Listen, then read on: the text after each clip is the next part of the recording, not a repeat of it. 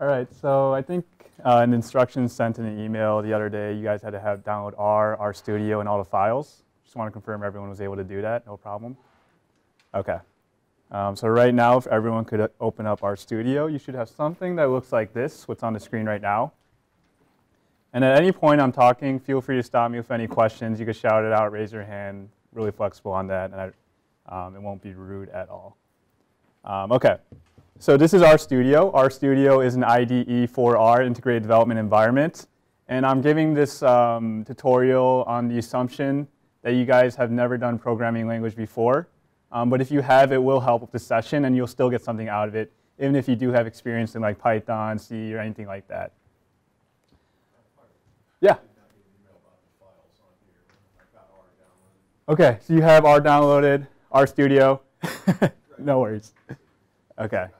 Yeah, and then there should be 2 files on the Google Drive. This will lead to a Google Drive. It shouldn't take long at all to download.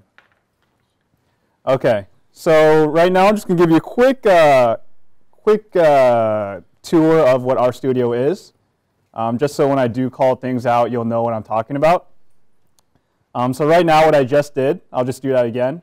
I opened up a new script, so I clicked on this top left, and let me know if you need me to make it bigger. And I just clicked our script. And so right now there are 4 basic elements to RStudio. On the top left we have our script, in which we type our commands and then we could run it. On the bottom left is where our console is. This is where everything is actually run. So for example, if I do something like 5 + 5 on the bottom here, it'll run right there. I could also type it up here, and then from here, run it, and it'll run on the bottom left. On the top right is our global environment. That's where variables get assigned, and that's where you could see them. So for example, if I assign, and I'll let you know what all the syntax means in the tutorial. I'm just giving you a quick summary. If I assign 7 to A, you'll see it right here. On the bottom right is our plots, packages, things like that. We'll get to more of that later. Not going to go too in-depth into it now. But this is RStudio IDE. Unlike Python, where you have like Spider, Anaconda, Jupyter Notebook, so many, and people have their own preferences, almost everyone who uses R uses RStudio. So I'm going to close that out there. Don't need to save that. And if you could all open the file that you downloaded before the session, or if not, it's also located right here in this tiny URL link. And this is what we're going to go through today. And if you want to clear your environment, you could just click this broom right here, and then you'll be good to go. Okay. So anything prefaced with a pound symbol or a hashtag, you can call it now, is a comment. So anything that's a comment will not be run in your console when you run it. And so all this right here, everything in green that the RStudio or our IDE conveniently highlights, that all denotes that it's a comment. And so if you want to run just one line, and let me know if I'm going too fast, need to slow down, need to rewind and say something again. That's all completely fine as well. So anytime I want to run one line, there are many different ways you can do it in RStudio. For example, line 14. If I want to run that, I could highlight all of it and then click, or I'm sorry, press Command Enter. Or if you're on PC, Control Enter. And I could run that right here. And on the bottom left pane in the console, you'll see 1 + 1, and then you'll see the comment addition. But you'll see that the comment didn't run. 1 + 1, our expected output, 2, right? If I want to run multiple lines at once, I could highlight multiple lines. So if I highlight both these lines, Command Enter, you'll see that both of those ran right there. So very easy on how you run scripts to the console. If you want to run just one line, a quick shortcut, instead of having to highlight, just go to the line that you want it and hit Command Enter. Okay? So R naturally supports most of the basic operations. You see multiplication, exponents, division, modulus. Modulus, if you're not familiar with that, think back to your elementary school days. When you divide a number and you have a remainder, that's what the modulus is going to output. So 12 divided by 4, 4 goes into 12 evenly, modulus of 0. 5 does not go into 12 evenly. You're going to have a modulus of 2. Any questions there before I move on? Okay. For those who just walked in, we're just going through the script that's located in the tiny URL link. Just giving a quick introduction of RStudio and the different functions involved there. The next thing we have are logic functions, and these are going to be very important anytime you're processing through data. So I just want to give you a quick briefer on what those are. You have your equals equals, okay? And so this is the same thing as saying, does 1 equal 1? They don't use 1 equals sign because that's already used for other things. So it's 2 equal signs for logic, and you're going to see this very consistent across different programming languages. So does 1 equal 1? And we expect, yes, it does. And so that's going to output true. Does 1 equal 2? Line 23, no, obviously false. And so you have your different operators. Not going to go through everyone. 1 less than 2, greater than. This one is less than or equal to. That's how you would read that. And then this line 28 is it not equal to? So does 1 not equal 2? And yes, that's true. So we expect a true, and that's what we get right here.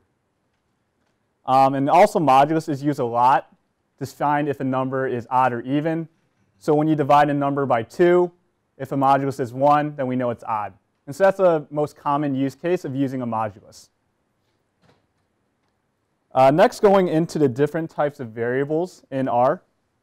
So we have numeric, logic, and character, which are the main ones that you're going to see. And there are different ways we can assign variables in R. I would say it's mostly a preference thing on whether you use one or the other. But the two ways are using this less than hyphen, which is just an arrow, or an equal sign. And again, do not confuse the 1 equal sign with the 2 equal sign, as this is more having to do with logic. Are two things equal to each other? So if I assign 5, so the way I would read this, I'm assigning 5 into A. So I'm pointing into A. And once I run that command enter, I'll see it on my top right, in my global environment, that A is now equal to 5. Okay, so that's one way to assign a variable. Also in the comment, it said you could also assign it using the equal sign. So if I run this command, line 35, you're going to see the top right change to 7, because now I'm assigning 7 to A instead of 5. You could also assign logic or booleans into variable names as well. So B equals true. We'll see that get updated in the top right global environment. And you could also assign characters or strings in R as well. And so you'll see A, B, and C all right here conveniently in my global environment. Anytime you're confused on what type is my variable, you can type in str. I think it stands for structure. Structure. Yeah, I looked at a boss. He's the one that actually taught me most of what I know about R. So structure of R. And you can see CHR, character, and what it actually is, hello. Okay? So that might be important when you're processing data, like, okay, what is this variable? How do we treat it? And there's also a very interesting thing called factors. And I would say just be careful of those, because they do mess you up when you're processing large amounts of data, and they kind of get hidden underneath it. But we'll get to that road when we cross it. Okay. Any questions so far? All right, moving on. So in R, the main point of R is for statistical analysis, data science, and so you're going to be dealing with vectors and tables a lot. That's probably your biggest use case for R. And so if I want to assign a column vector in R, I could use this function. So anytime you see something with parentheses, you're usually talking about a function here. So for example, what I mean by parentheses, using the structure function, see I have structure and then something inside my parentheses. That denotes a function. Same thing over here. See parentheses and then stuff inside my parentheses, that's a function. So what I'm doing right here is I'm creating a vector.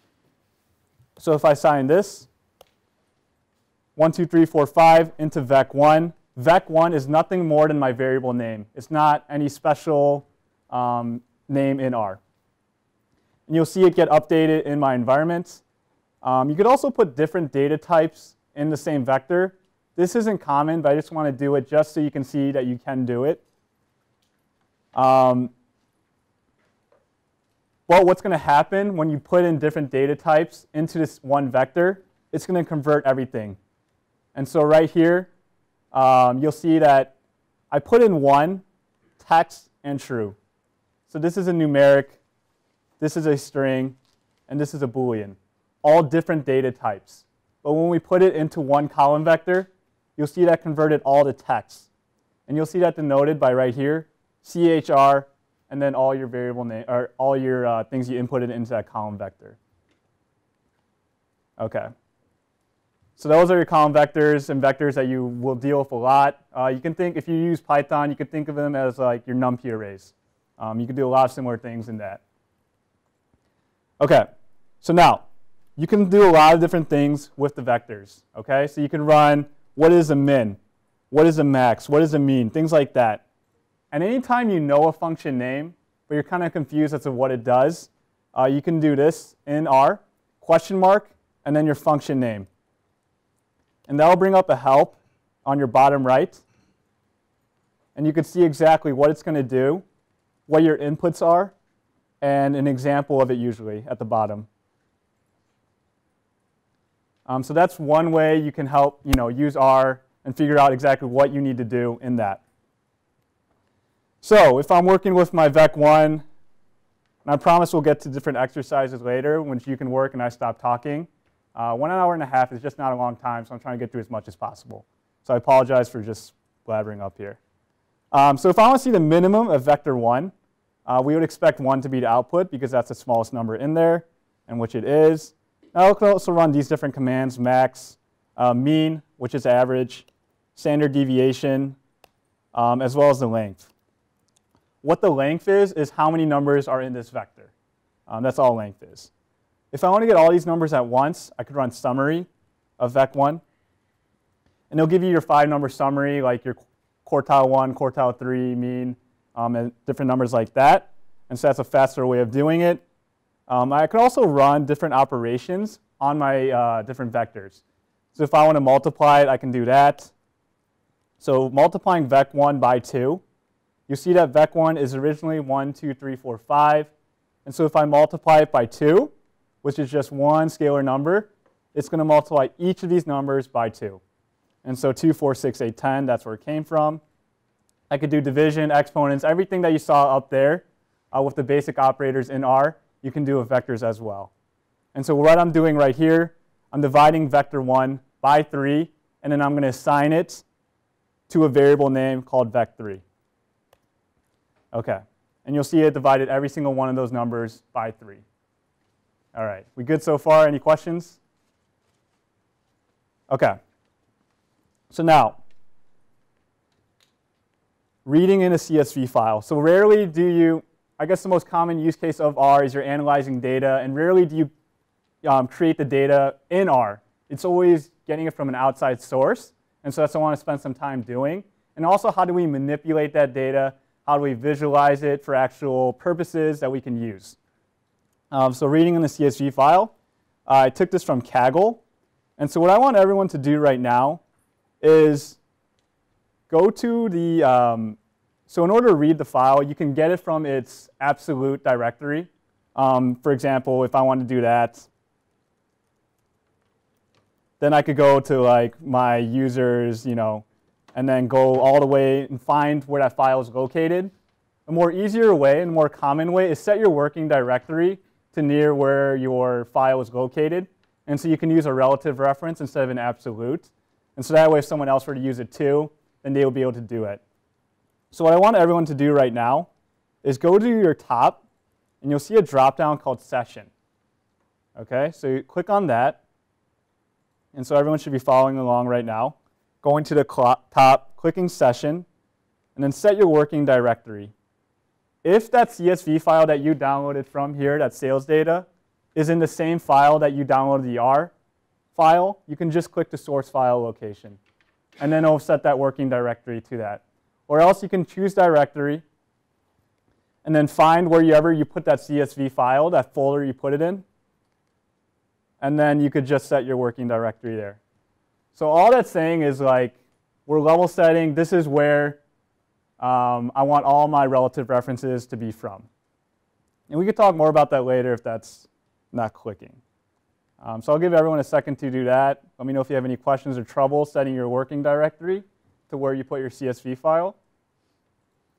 And how you'll know you did it right is if you run line 69 and it runs no problem and you have your sales data at the top right. So I'm going to pause right there and wait for everyone to get the sales data into their R studio because the next exercises will be contingent on this step. So I'll give everyone a minute to do that. And if you have any problems at all, feel free to raise your hand. Or if you're done, you can just look up as well. OK. So we're going to have an exercise in about like 15 minutes. So I know some people are still trying to find how to download it. But just for the sake of time, I'm going to move on. And then once we get to kind of that checkpoint, I'll go back and help the people who may need it. Oh, yeah.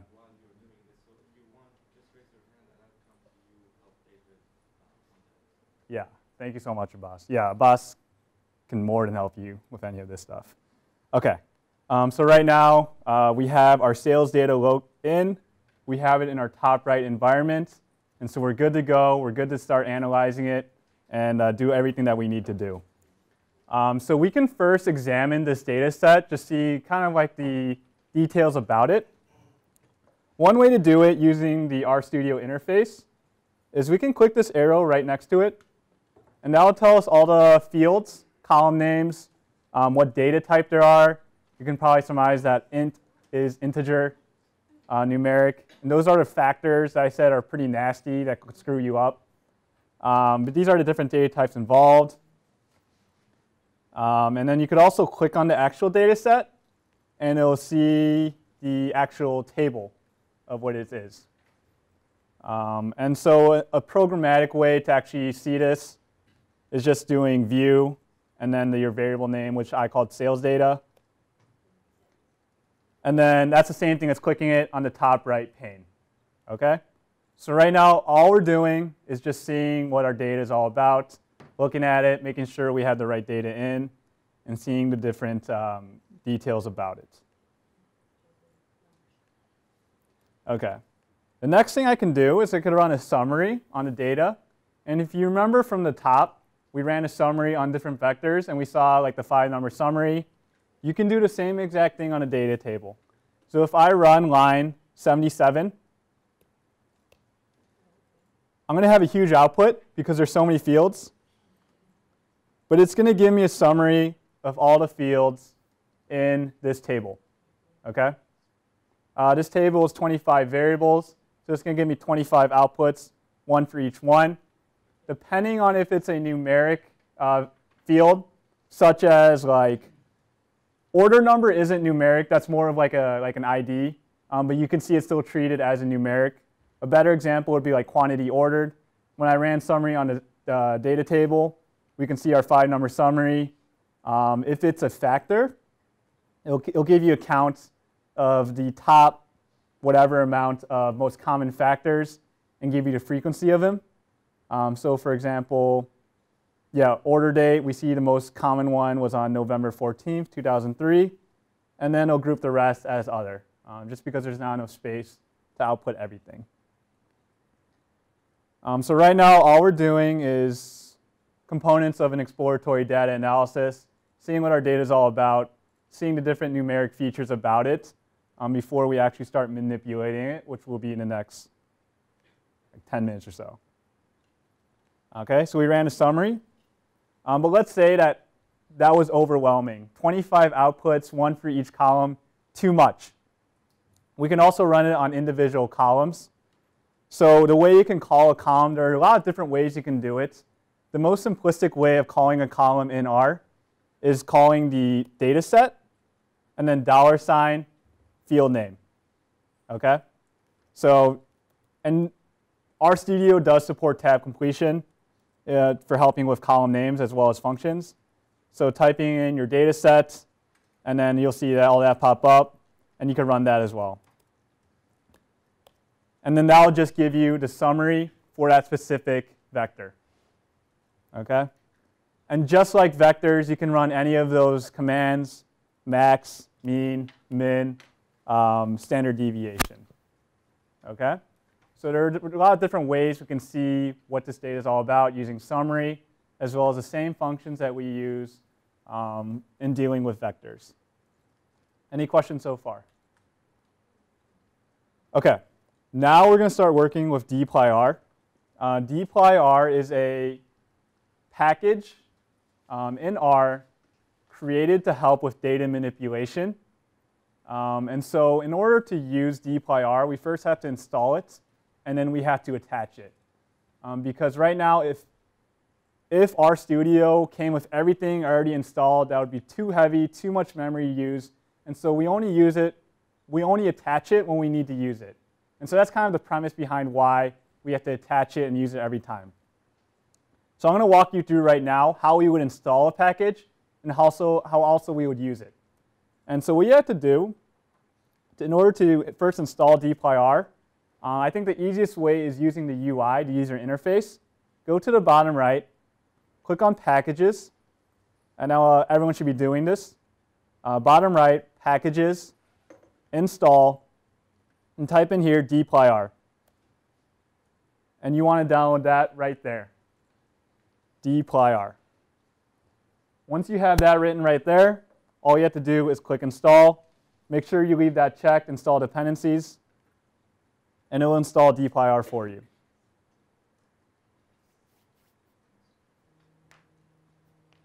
I'll give everyone a minute to do that. And if you need any help, feel free to raise your hand, and a boss or I can come and help you.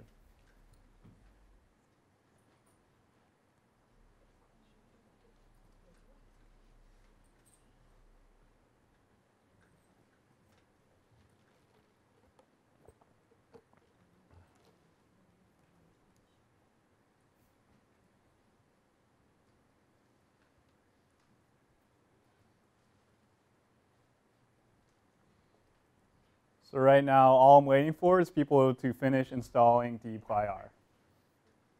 And then I'll know you guys are done if everyone looks up, and I'll know if you have questions if you're raising your hand.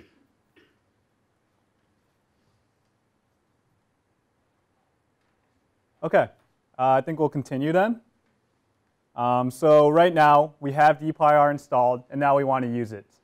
The way we can use it is we can go here on the bottom right and click on the check mark right next to it. The way I do it, because that involves a lot of scrolling, is I just type in library and then your package name, which is dplyr, and run it.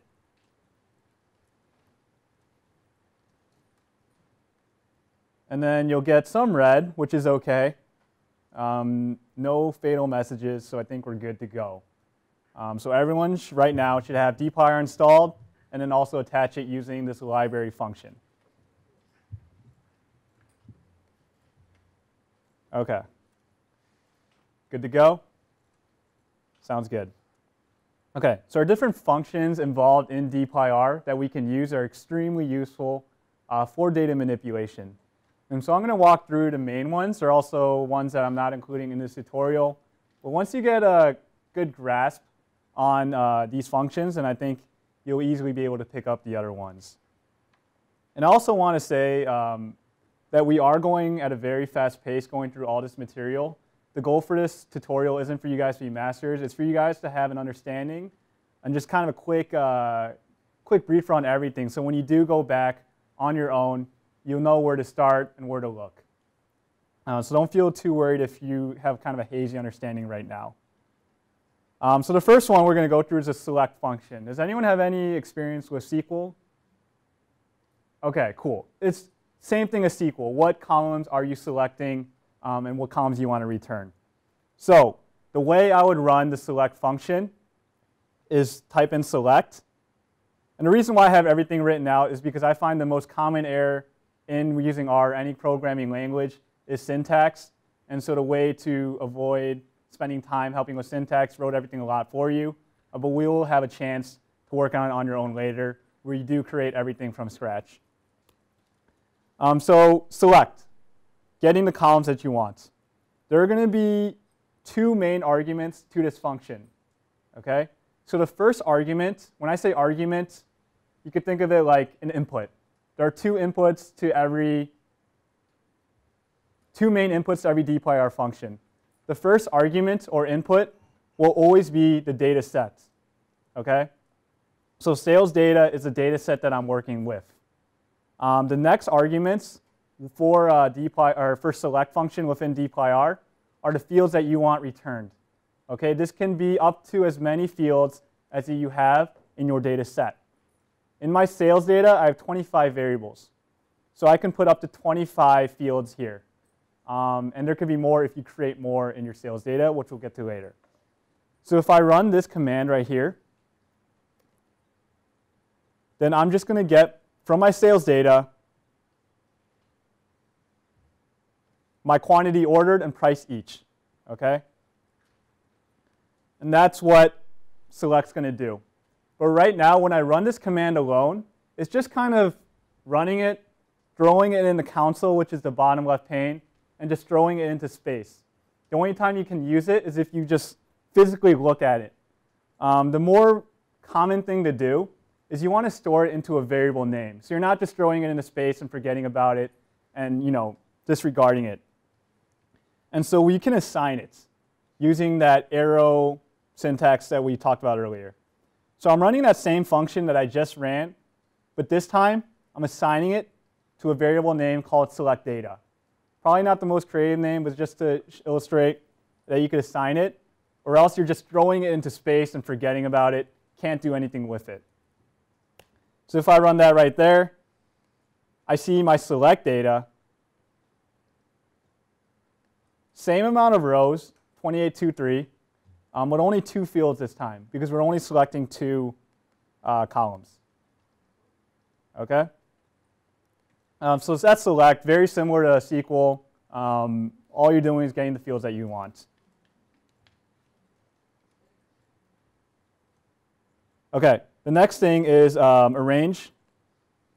So if I want to, the SQL equivalent in arrange will be order by. So you're just choosing what fields you want to order or arrange your data by. So again, you call the dplyr function arrange, just using arrange. And then your first argument for any dplyr function is always the data set that you're working with. So it's select data this time. So I'm going to use the data set that I just created from the previous step. And then I want to arrange it by price each. By default, it's going in ascending order. So for characters, that's A to Z.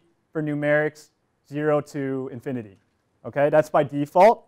If I want to do it by descending order from greatest to least, then I just put a minus sign in front of the field name. Okay, so these are the 2 ways you can do it. I labeled the first one arrange ASC data, which is ascending, and arrange DESC, descending data. And so I could do those 2 there. And then I'll have both my data sets, but now they're ordered. Okay? Any questions so far? Yes? Are any of these arguments case sensitive? Yes. All the arguments are case sensitive. So if I were to type, all variable names are case sensitive, all function names are case sensitive. Just to be safe, everything in R is case sensitive. Yeah. So if I were to type in, so she asked, is everything case sensitive? And the answer is yes. So if I were to type in capital sales data, this will give me an error because it's saying where is sales data? It's not found because I typed it with a lowercase. If I were to type in select instead of lowercase select, that would also throw an error. Cannot find function select. So everything is case sensitive. Good question. The next function I want to talk about, so we just went through 2, select and arrange. Now we're going to talk about filter. Filter SQL equivalent is where. You probably guessed that by the name. So if I want to have my, again, first argument to any dplyr function is your data set. And then how do I want to filter it? This is where we use the logic functions that we talked about earlier. Is it equal to? Is it greater than? Is it less than? That's how that's what we're going to use in our filter function. So if our first argument in our dplyr function filter is our data set, then the second argument and third, if you want to have more arguments or more filter conditions, would be the actual condition. So right now, right here, I'm filtering my sales data, and I only want the state New York. And so this has a state field. And so with the state, I only want to do to New York. And notice I use the equals equals and not just the one equal sign. Could run that. If I click on that, I'll see that I only have my New York data. Okay? If I want to do two filter conditions, I could use an AND operator. In R, it's the ampersand symbol. So I want to filter to only New York, and my product line is classic cars. Okay? And so I can do that, and it'll filter to have New York and classic cars as both. And so now it's going to get a little interesting because rarely do we just run one command. A lot of times we want to run filter, and then we first want to select, and then we want to filter, and then we want to arrange it, right? You want to kind of combo these dplyr functions. And so if you want to do that, you have to assign it, and then with that new variable, put it into the next argument, and then just kind of chain it in that way. And so the way you would do this, and I'm going to tell you the long way first before we get into the more easier way of doing it, is, for example, if I want to filter first to only New York and classic cars, I'd run that argument first. And so this argument, when I filter sales data to just New York and classic cars, I realize you can't see what I'm pointing at. I'm assigning it to filter data, right? So now I have a new table called filter data. I'm going to run that there. Now with this filter data, you'll see that 68 observations, 25 variables. Now I'm going to put this table into the next argument, or the next command. So now I want to select it. I only want to get quantity ordered and price each. Okay, so I'm not using the sales data table anymore. I'm using the filter data variable now. And so I have to run that. So now I have a select data that only has my quantity ordered and price each for only New York and classic cars. Okay? And so now that's my select data. Now if I want to arrange it by the price each, I have to put my select data into the first argument of the arrange function and then arrange it by price each, right? And so if I run that, oops, sorry, then I have my arranged data that was both filtered and selected. And it's kind of tedious because you have to keep assigning and then putting that there and then that there, and then you just kind of have to chain it. Luckily, dplyr has this thing called piping, which kind of handles this problem for us. So I wrote right here, it's kind of tedious to have to run the same command twice, so we use a concept called piping. And all piping does, instead of having to keep assigning it in that kind of spiral path, what it does, it sends the output of one function into the input of another function.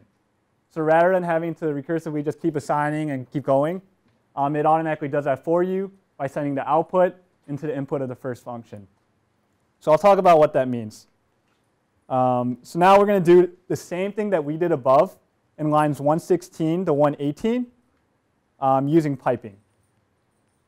So like I said earlier, the first argument to any dplyr function is always going to be the data set. And so sales data is our original data set. And so what I'm going to do is use this piping function or feature. It's denoted by percentage sign greater than percentage sign. That's the actual piping syntax. And I'm going to pipe sales data into the filter function. Notice in this filter function right here, I don't have any data set in my argument. Okay? That's because right here, I pipe sales data into the first argument right here. Okay? So I don't need it there anymore. So right now, just looking at the highlighted thing, let's look at those two right there. I have my sales data. I piped it into the filter. The filter then takes that data set and only gets New York and classic cars. Okay? And so if you remember earlier, that filter function is going to output a filtered data set with just New York and classic cars. And so instead of assigning that, now I'm going to send that output into my select function. And again, notice I do not have a data set in this function right here because I'm piping the output of the filter function into the select function. Same logic going into the range function. Okay, and so this command right here, line 123 to 126, is going to be the same thing as 116 to 118. And it's going to be a lot cleaner and a lot less variable assignment. And you'll find it very useful once you get the hang of it. I promise we'll just one more kind of instruction, and then we'll have our own try. The last thing I want to talk about is mutate before our exercise, not the last thing for this session. What mutate does is you create your own columns or edit existing columns. Okay? Yeah, I don't really think there's a SQL equivalent directly one-to-one. It's like a combination of different things. So for example, like any dplyr function, the first argument is sales data. Right now I'm not using piping. And so the way you would use mutate is you have your new column name that you want to name it. I'm calling it discounted. So discounted is currently not in the original data set. And then I'm going to say it's 0.95 times whatever your sales is. And that will be your discounted data set. And so if I run that, I'll have my mutated data. Notice the original data set had 25 variables. This mutated data set now has 26 variables because we added a new one called discounted. And this discounted was created by multiplying sales by 0.95. And so we can make sure everything ran OK. And usually it'll just be appended as the very last column. And you'll see it looks OK. I'm not going to. You should check it, but I'm not going to do that right now, just for the sake of time. If I want to do the same thing piping, just so you guys get comfortable with it, line 132 to line 133, same exact thing as line 130, but all I'm doing is piping. OK? So any questions on mutating? Yes? So is that like a view on top of the table, or is it a copy of the table? Like if you change something in the original table, would the change be reflected in the mutated version? I see. So no, it creates an entirely different instance. It's not like, yeah, no. Is there a way to manipulate it in place, like by reference or something? Yeah, so if you want to manipulate it in place rather than having to create an entirely new table, the way you can do that is right here we created a pipe data table, right? If I wanted to mutate it in place, rather than assigning it to a new table name, I could just assign it to itself. Right, and in memory, but in memory in the background, it's not creating whole new Yeah. It's sticking with it. Yes. OK, so right now you guys are going to have your own chance. I created some questions, Q1, Q2, and Q3. I'm going over what we just learned in the past 40 minutes. So I'm going to give you guys some time to work on that and also troubleshoot any problems that you had previously. If you feel like you made unwanted changes to your data set, just run line 136 again, and you'll have a fresh sales data set. If you want to clean everything right here, click on this broom, and then everything will be empty. But right now, I'm going to take this time, or you guys are going to take this time to answer question 1, 2, and 3. And I'll be walking around to help you guys with any questions that you may have.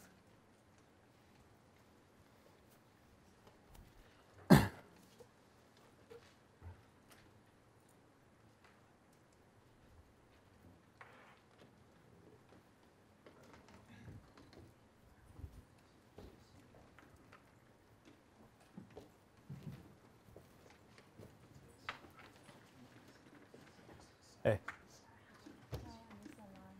Oh, it's okay. It's okay. Okay. Oh, yeah. So where did you download this? Do you know what folder it's in? So it's in the download. Okay. It's in your downloads? Yes. Okay. The first thing, do I need to move it? You don't have to move it. It's okay. Yes. Okay. So it's here? Now it's here? So I can. Yeah. And setting the. Okay. So I think you're good now. So right now we're. 136. Yeah. So first you have to install it. dplyr.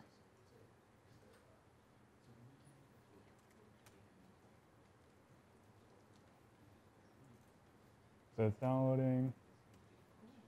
And then we also want to install this. So we'll wait for that to finish.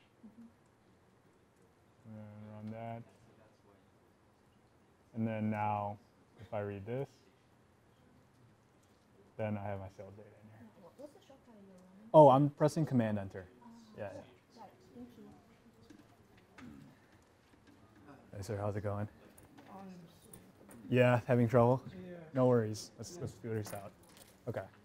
I need to get to the directory. Okay. It's the file. I see. Did you save it as a text file, TXT? Or did it automatically do that? This one. Yeah. Is there any way we could re-download this PyData our tutorial file? If you go, do you mind if I open every browser?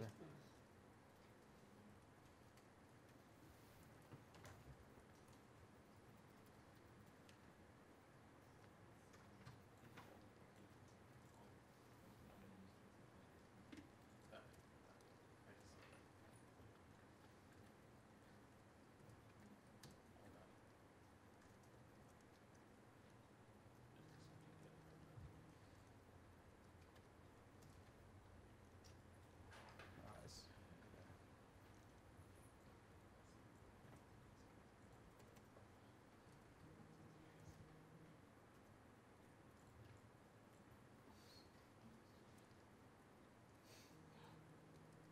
Do it alternative way.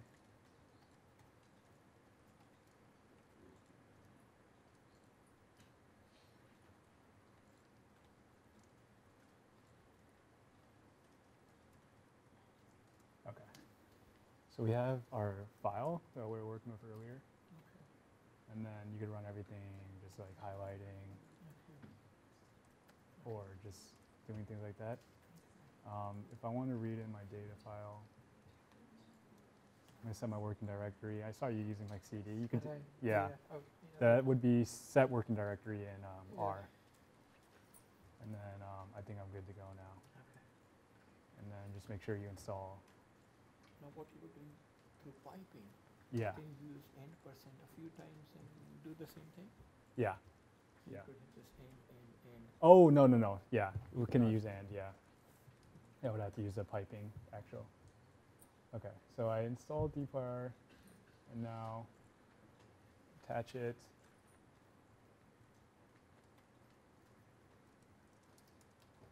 Okay, and then now my sales data is good. Yep.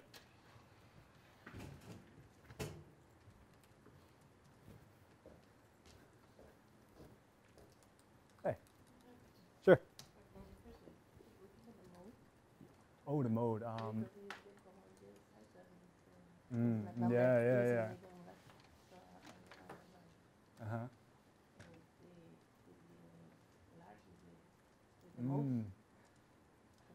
So what? Yeah, I like it. Yeah, that's good. I see where you're going with that. Yeah. But what arrange is doing is all it's doing is just arranging alphabetically. Yeah. So we have to think of a different way to figure out what is the most common way. Maybe summary might help. Oh, okay. Yeah. Okay, thank you. Yeah.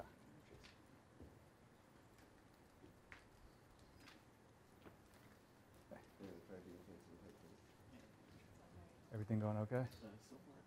Great.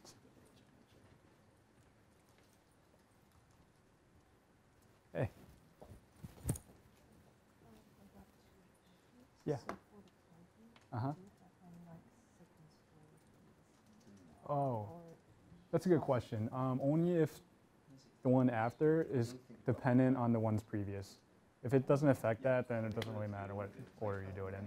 But it'll always go from top to bottom. Yeah.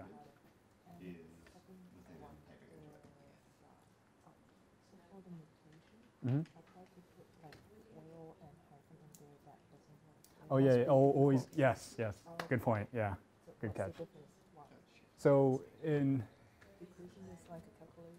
so all your arguments in, yeah, I should bring that up to the class. When you use a function, you always have to use equal sign. Yeah. But when you assign a variable name, you could use either one. Yeah. Yeah. Yeah. Good point.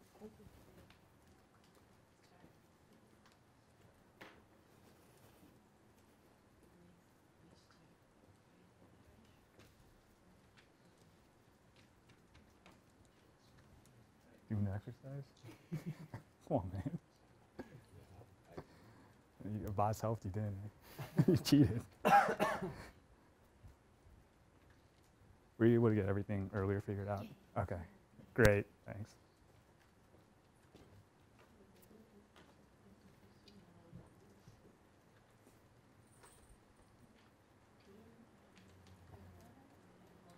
You guys all good? Yeah?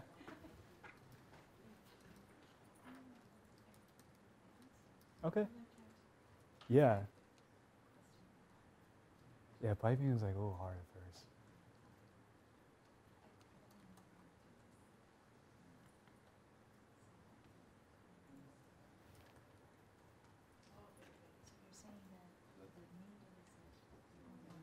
Yes. Yeah. So that would be using the select function. Yeah.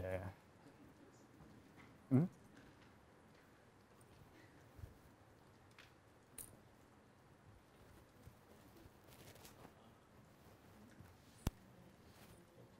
You guys all good? Okay.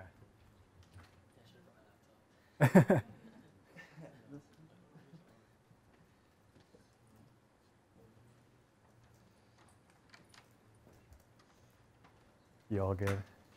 Yeah, I guess if package commodities, some bonus function. Oh yeah, that. You know what?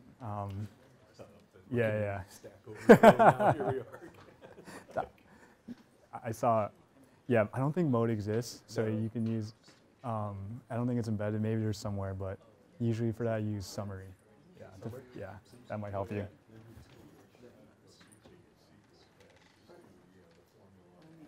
Yeah, exactly. It's like yeah.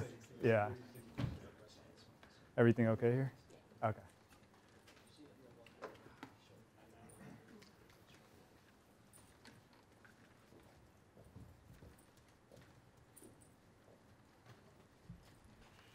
Just by a show of hands, how many got through question 3? Done with question 3? Okay, question 2? Okay, we'll go through question 1, 2, and then I'll give you a little bit more time for question 3. Okay, so question 1, what is the most common deal size? And right now, the way I'm doing it isn't the only way to do it. There are a million different ways to do everything here. So if I wanted to see what the most common deal size is, I saw a lot of people trying to use a mode function. I think that intuition is great because usually if you would expect something like that to be there, but unfortunately in R there isn't. So one way to do it is using a summary function. And so I could just do of it right here, run that, and I see that medium is my most frequent common deal size. So I'm just going to put in the comments. What is the average quantity ordered? So I could do this a lot of different ways. One way to do it is using a mean function. And then I get 35.09. Another way to do it is using a summary. And then I could extract that from there, 35.09. I did have one very interesting question that I want to bring up to the entire group, is that when you're using something like a mutate function, we saw that earlier right here. We use discounted equals 0.95 times sales. And then the person was asking why when I put an arrow here instead, because that's what I said earlier that my preference is, that I get an error. Actually, I don't get an error. But that does bring up an interesting point, is that when you're working with functions, right now we didn't specify the argument names.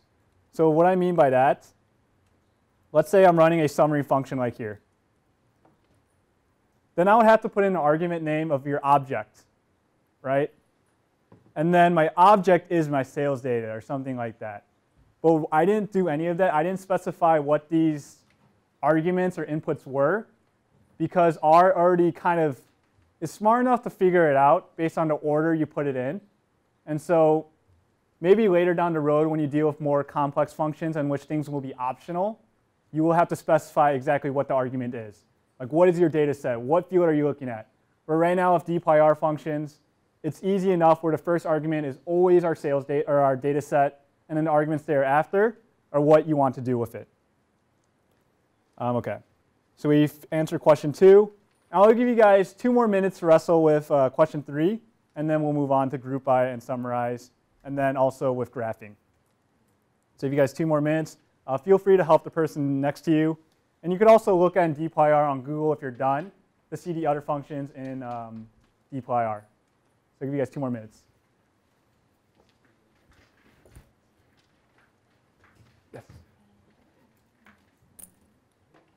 Ooh, that's a good, okay, I like that. Yeah.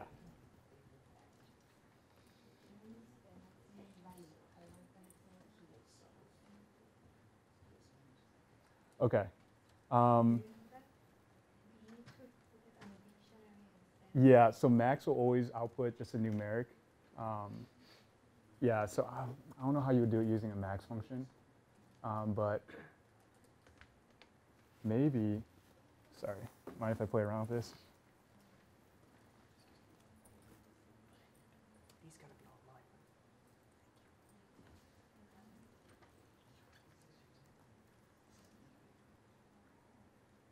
Okay, like you could do it like this if you put in a table first, and then extract like the row name of where it's max.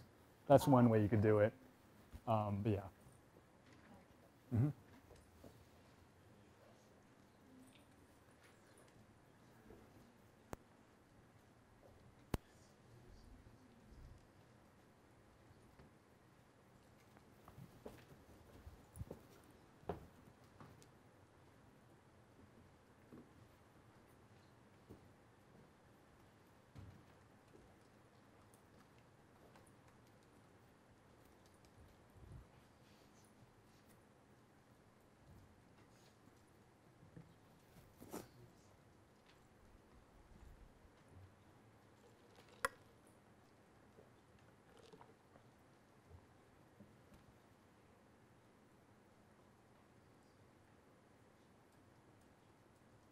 Okay, we'll go through question 3 now. So I'm just going to follow these instructions and then go through what one answer could possibly be. I think this one's a little less flexible, so people probably have the same thing. So right away it says create a new data set called Q3 data. And so that's essentially telling you what do we want this variable name to be. So I'm going to use an assignment. And I'm working with sales data. I'm going to pipe that right into so the first thing it's asking is a new column. So new column, I'm thinking mutate. So I'm going to pipe that into a mutate function. I don't need the first argument because I'm piping. And then I want MSRP revenue, and again, equals MSRP times quantity ordered. And I just use tab completion. And then I'm going to pipe that into a filter function. And I want to have, I forget what the size deal field is. Deal size. Thank you. Deal size is equal to large. And then pipe that again. And I only want selected columns, order number, and all that. So rather than just typing it all out, just going to copy and paste. And then finally, I want it ordered in descending order by sales. So default is ascending, and so we want descending. So I'm going to put that minus sign in front of sales because that's what I want to order it by. And then hopefully this runs with no errors, and I think we're good. And this would be our final data set, ordered by sales. So we see it's descending order, so greatest to least. And then only got the fields that we want. Okay? So that would be the final answer to question 3. Okay. Part 5, or the last thing we're going to talk about in dplyr before we move on to ggplot. And we will save some time at the end for any questions unrelated to what we're doing, more on the broader scope of R. So group by and summarize. So group by, it's very useful. Same exact thing in SQL. When you're grouping by, aggregating function, using sum, average, things like that. It helps us solve questions like what are the total sales by region or by country, or like how much did each product line sell? that's where we're going to use like a group by and summarize function. And usually these two things, group by and summarize, they usually go hand in hand. Just like in SQL, if you're grouping by, you want some aggregate function to do it by, right? So we're going to talk about those both together instead of separate entities. And so I'm going to do it the first way without piping, just so you guys can continue to see the similarity. Hopefully by the end, you'll just do everything by piping. So what right now? I want to figure out the total sales by country. So I want to group it by country. So every unique country, I wanted to have its own row, and then the total sales next to it.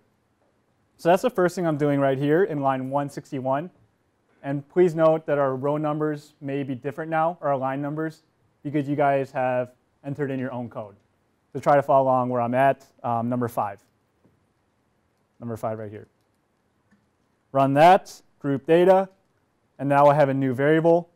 And now that it's all grouped by country, I want to find out the total sales by summing the sales for each country into that unique entry. So I'm summarizing it, and now I have my summarized data in my top right. You can group it by multiple fields. So let's say I want to group it by country and product line, or 3 fields. You can do whatever you want. And you can also do different functions instead of sum, like max, min, mean, and parentheses, that's count. And if you want to do like a distinct count, you can do like unique, your field name. We can talk more about that later. But these are all the different functions. There's probably more that you can do with a group by and summarize statement. So here's my summarized data. I have all my country names, and I have my total sales for each of those countries. Okay? Same exact thing using piping. You'll see it's a lot cleaner. Piping sales data into my group by, which I'm grouping by country, and then finding the total sales. It's going to give me the same exact output. Okay? So try that on your own. Figure out what the average sale is by product line. Feel free to also test out other things in this time as well. So I'm going to give you guys about 5 minutes to figure out the answer to question number 4.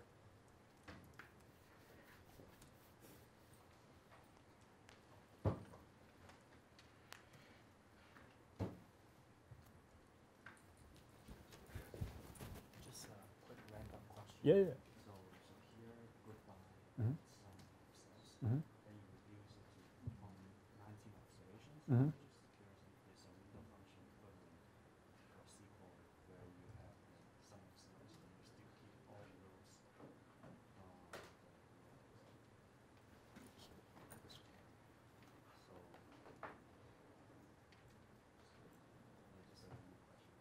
Oh, so you want to, okay, so you want the original data set, and then you want appended like the total sales for that country. I was just going to suggest a way of doing joins. Yeah. No, just a random. Yeah, I know what you're talking about. I don't know the command in R to do that. I would just do it through like, there's like a thing called merge, a merge function in R. That's the same thing as joins though. Yeah.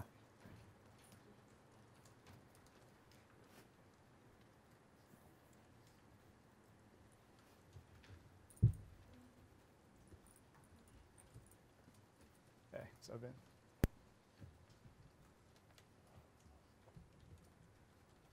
Hey, no. I lost my layout. Uh-huh. Suddenly. Okay, yeah, no worries. What is that? There's Okay. got to be some key combination I hit by accident. Yeah, you mind if I? Oh, please. I Okay. just want to know how to fix this. Okay, there we go. Thank you. No, no worries. That was under, View, yeah. and then show. It's like a panes. Oh, panes up here. Okay, wait. Like these planes, Yeah, and then show all panes. Yeah. Thank you. Mm-hmm. Use alt tabbing every time I walk by.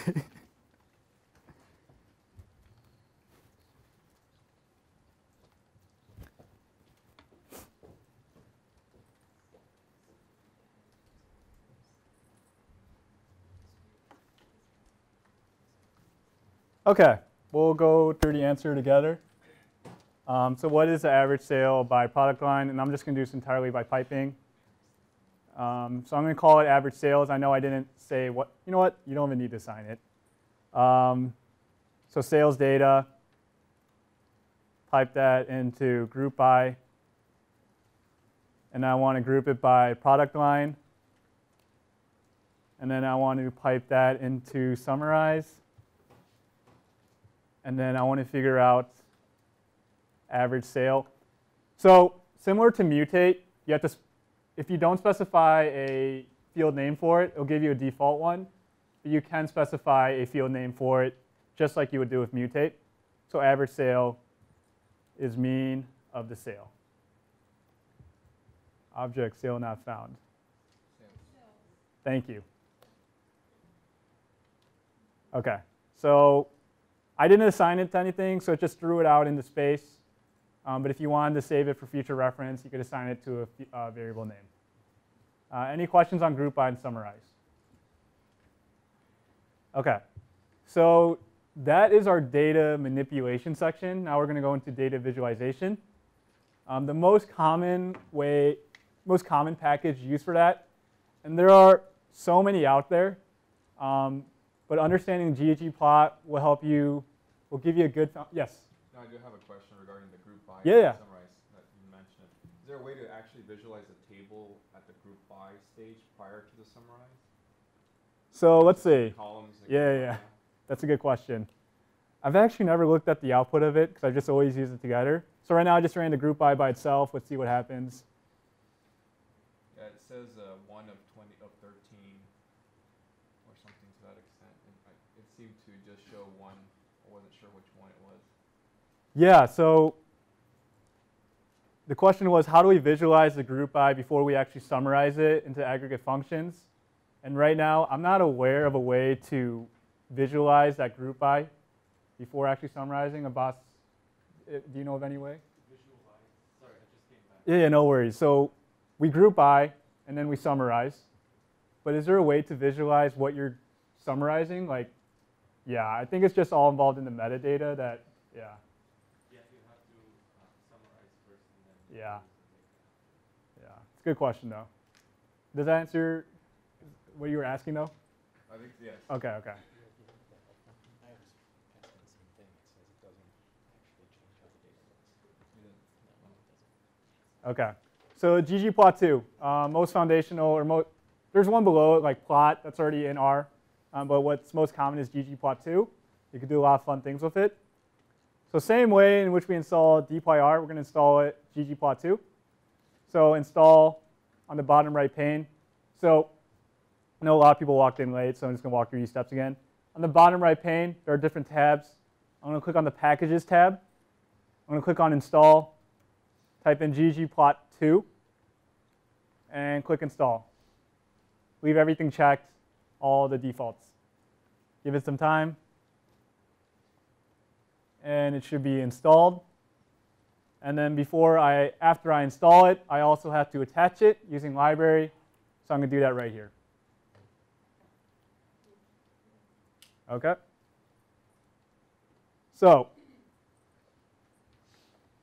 the way ggplot works is you kind of have you can think of it as building blocks that you just keep adding on to. Like you create your original plot, and then you want to change colors, so you add a building block to do that. Then you want to add an x-axis label, so you add a building block to do that. And so once you understand how this kind of hierarchy works, then you'll be able to customize your own graphs. A great resource for it is what I put in the comments, this ggplot2 cheat sheet. And it might look a little overwhelming right now, but we'll talk about how to kind of decipher what all this means, and then you'll be able to do your own thing and customize your own charts. So that's what we're going to do right now.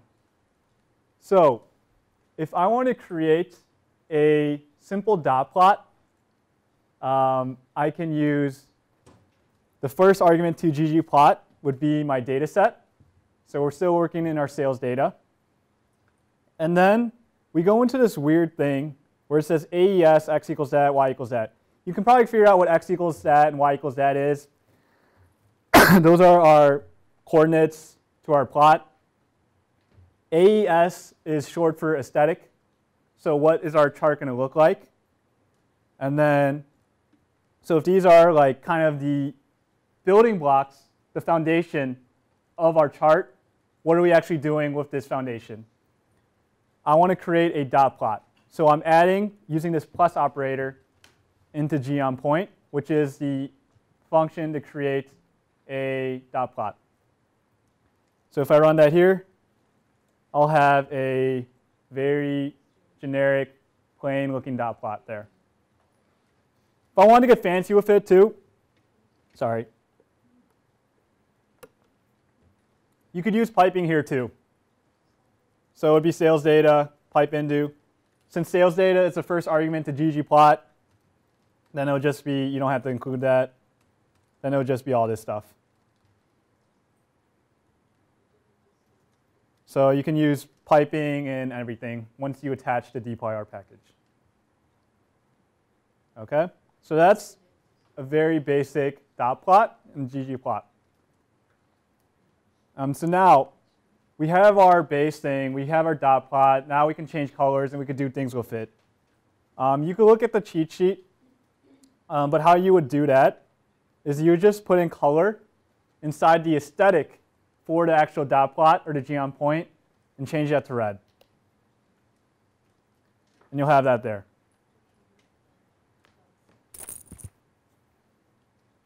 Okay? And so I use the actual string red to change the colors to red. I do believe you can use like hex code colors, RGB, and you do have to change like some argument to specify that you are using hex code, so you're not stuck with like red, blue, pink, and so forth. Okay, so all I did was change the color to red, but now let's make it a little more, a little more aesthetically pleasing. And so I'm now building from the same thing. I added another building block, and which of my labels will be. So now I'm adding a title, X label, Y label. Because I added a color, it added this legend here. And I really don't need that because there's only one category of things. And so I'm going to remove it using here. Okay?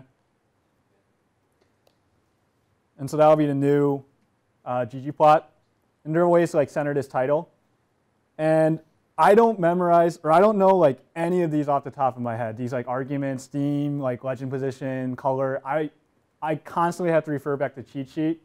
And so, yeah, if it seems overwhelming, like I never memorize it. Like, yeah, thank God a bot's going to use a cheat sheet on the exam. Yeah, so don't worry about having to know everything off the top of your head. Okay, and so now if I wanted to add a regression line, you could see that everything before is the same. Now I'm just adding a smoothing, and then you can see that it has a regression line on there. One cool thing about ggplot in RStudio, very easy to output into like a PNG file. If you want to put it in your report, all you do, top, bottom right, export. You could copy to clipboard or save as image, and then very easy to do that. Okay, so if you want to put it in your report or anything like that. You can also create bar charts. Pretty much any type of chart, like box and whiskers. Yeah, you can see all the examples here. I'm not going to list them. But you can also do like use your dplyr data set that you group by, summarize, mutated, and you can send that into ggplot. And so I'm not going to go through all this because you guys have a good understanding of it now. But all I'm doing here is finding out how many belong to each status using this n function. If you don't remember from earlier, n is the same thing as count. How many belong to status? And so I'm getting my status data. So I have my cancel, disputed, all that, and my total count, which I named it here. And then I'm going to use that status data into my ggplot. And now I have a bar chart with my status data and customized accordingly. You can do all this. I know I keep sounding like a broken record, but you can do all this piping. So if I want to do all of it piping in one swoop, I can just go like this.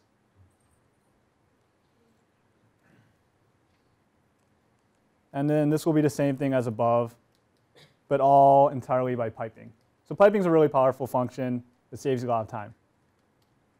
Okay. So I want to give you guys some time to work on question 5, and then also add any customization you may want. Looking at the cheat sheet, try to decipher like exactly what is it that you want, and then figure out from the cheat sheet how you would. When I say cheat sheet, I'm meaning this document right here, and then make your adjustments accordingly. But I'll give you guys the next, because we only have 15 minutes left, we'll have the next 5 minutes, see how far you guys can get, and then we'll have like closing marks, any questions after that. So I'll give you this time to work on question 5.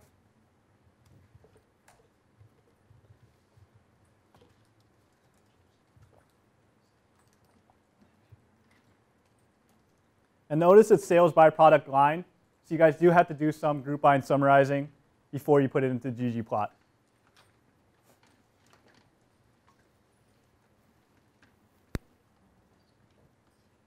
Hey, yeah. Yeah. You can make a density plot. Yeah. Excuse me. Dendograms. You would use a different function to grade trees. Yeah. But you can do that in R. Yeah.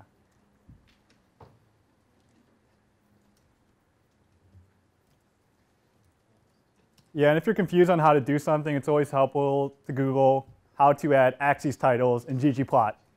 And then they will usually have some Stack Overflow exactly how to do that.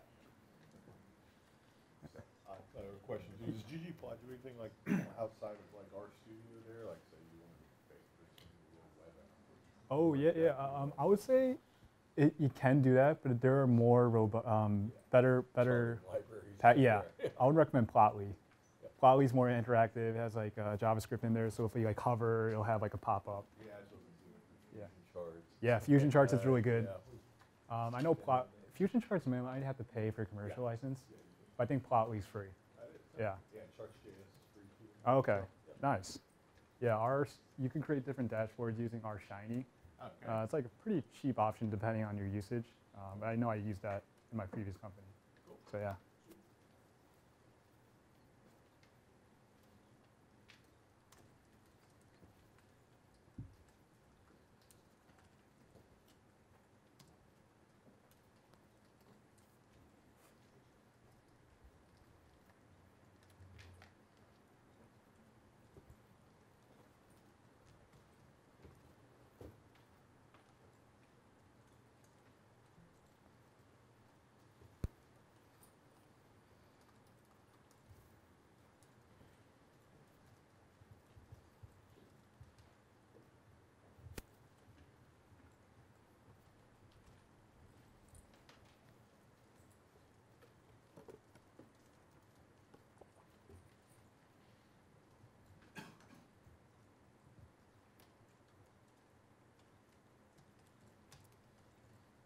And if you finish question 5, feel free to move on to question 6 and create any chart you would like.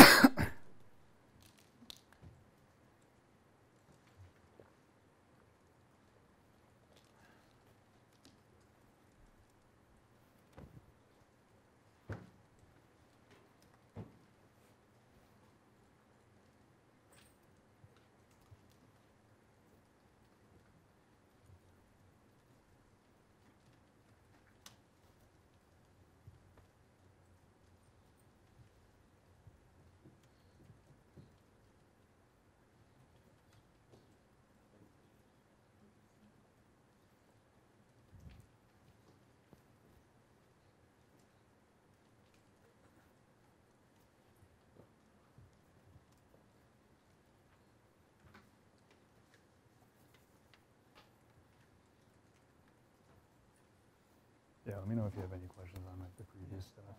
Yeah. Okay. Cool.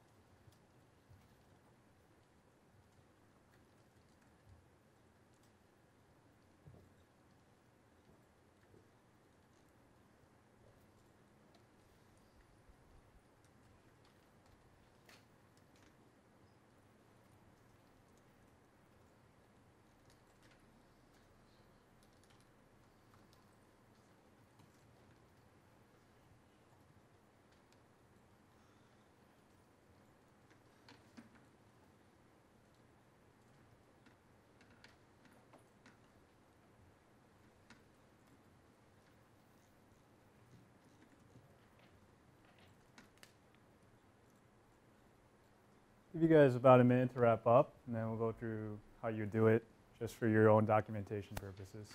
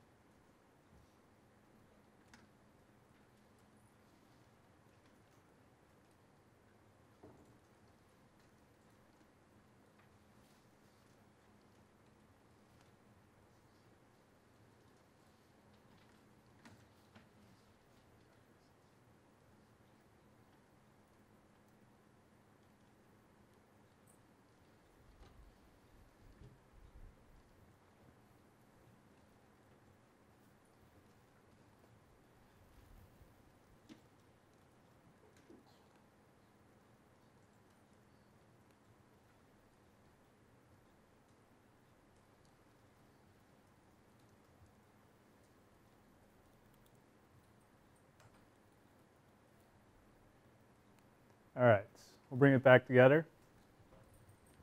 So we want to figure out the product line and the total sales per product line. So the very first thing we want to do is do a group by and summarize. So we're grouping it by the product line. And then we are summarizing it by our total sales, or our sales, which is just a sum of sales. And then we want to create a bar chart. And so now I'm piping, so I don't need to put in that sales data. And our X is our product line.